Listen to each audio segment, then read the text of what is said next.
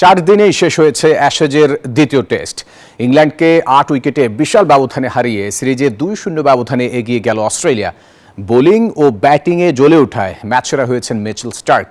এই ম্যাচে ফিল্ড আম্পায়ারের দায়িত্ব পালন করেন বাংলাদেশের শরীফুদ্দৌলা ইবনে সৈকত।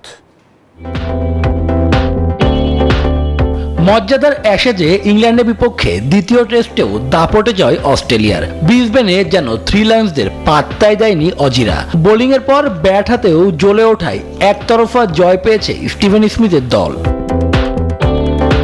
6 উইকেটে 134 রান নিয়ে দিন শুরু করে সফরকারীরা। সপ্তম উইকেটে উইল জ্যাককে নিয়ে 96 রানে পার্টনারশিপ করেন বেন স্টোকস। সেই জুটি ভাঙেন স্বাগতিক দলে তরুণ পেসার মাইকেল নেসার। এরপর আর প্রতিরোধ করতে পারেনি থ্রি লায়ন্সরা। সঙ্গীর বিদায়ের পর ইংলিশ অধিনায়কও সাজঘরে। তার ব্যাট থেকে এদিন এসেছে 50 রান।